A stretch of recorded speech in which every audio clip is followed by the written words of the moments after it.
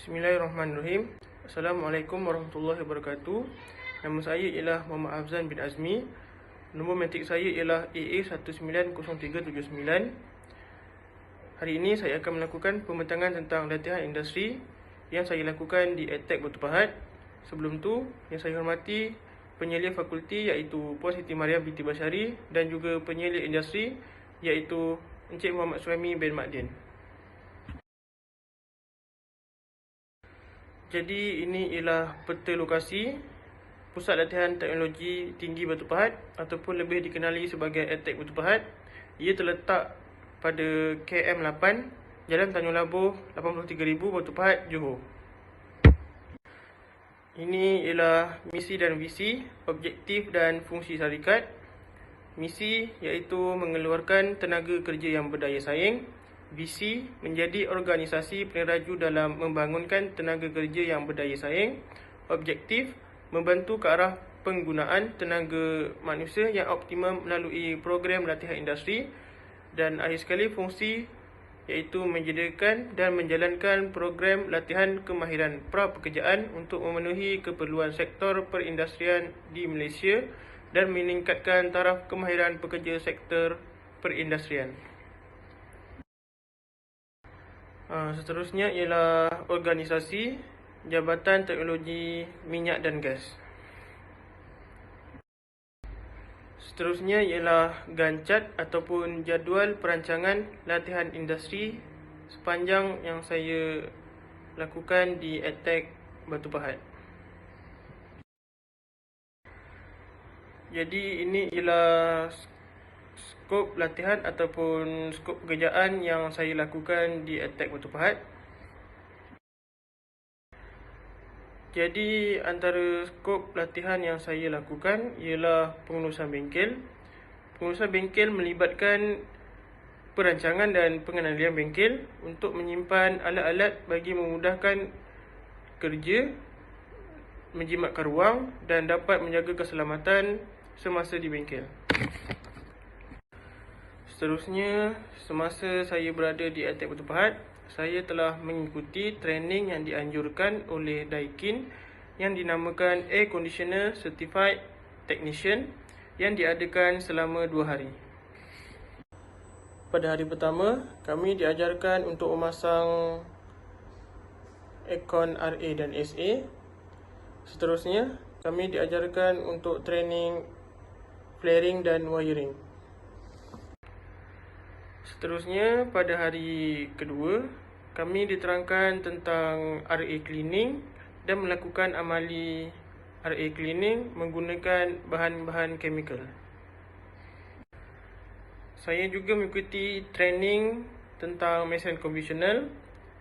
Saya diterangkan tentang mesin latih, mesin milling dan juga mesin grinding. Selepas itu, saya melakukan amali tentang cara menggunakan mesin-mesin konvensional ini. Saya juga mengikuti training welding inspection visual. Welding inspection visual ini adalah salah satu kaedah yang digunakan di antara kaedah ujian yang tidak merosakkan pemeriksaan visual sesuatu kimpalan itu. Seterusnya, saya mengikuti training welding inspection destructive test DT ataupun ujian musnah. Ujian musnah ataupun DT merupakan satu ujian yang dijalankan ke atas bahan yang mengakibatkan kemusnahan pada bahan. Ujian ini menentukan sifat-sifat mekanikal seperti kekuatan, kekerasan dan kemunduran pada bahan bagi menentukan kualiti kimpalan itu. Antara ujian DT ialah ujian lentur, ujian kita pula, ujian tegangan, ujian kekerasan, ujian hentaman, ujian pemeriksaan mikro dan makro. Seterusnya, saya mengikuti training welding inspection non-destructive test NDT ataupun ujian tanpa musnah. Ujian tanpa musnah ataupun NDT ialah satu bentuk pengujian kimpalan tanpa memusnahkan sesuatu kimpalan itu atau mengubah struktur bahan tersebut.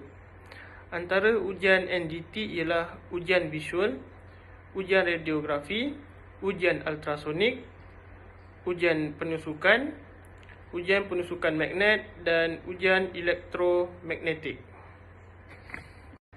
Selepas itu, saya juga mengikuti training mesin di bengkel Kimpalan.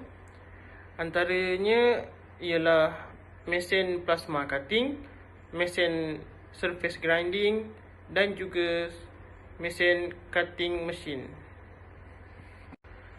Seterusnya, saya diberikan penerangan tentang welding, semau dan jimau, dan seterusnya melakukan amali untuk melakukan welding tersebut.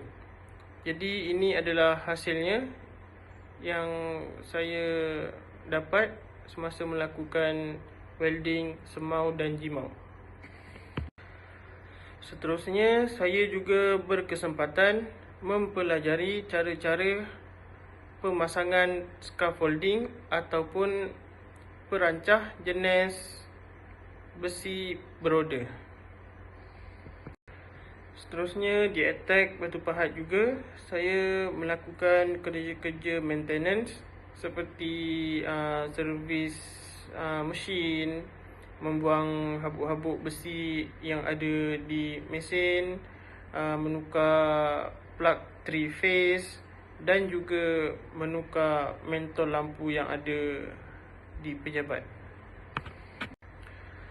Seterusnya, saya juga melakukan kerja-kerja yang lain seperti memantau pelajar, melakukan projek akhir tahun, menjaga dewan peperiksaan, membersihkan ataupun mengemas bengkel selepas melakukan kerja, ataupun mengikuti pelajar untuk mempelajari benda yang baru. Jadi kesimpulannya ialah saya berpeluang untuk menimba ilmu, pengetahuan dan pengalaman daripada pengajar dan penolong jurutera. Yang kedua, dapat mengetahui bagaimana perkhidmatan syarikat dan bagaimana ia menyumbang kepada masyarakat dengan mengaplikasikan pengetahuan dan kemahiran kejuruteraan. Yang ketiga, dapat menambah pengetahuan mengenai mesin-mesin berkaitan dengan kejuruteraan. Dan akhir sekali, keseluruhannya, latihan industri ini banyak membantu saya dalam menerima pengetahuan baru, pengalaman dan pendedahan di tempat kerja supaya saya lebih bersedia untuk menempuh alam pekerjaan pada masa akan datang. Sekian, terima kasih.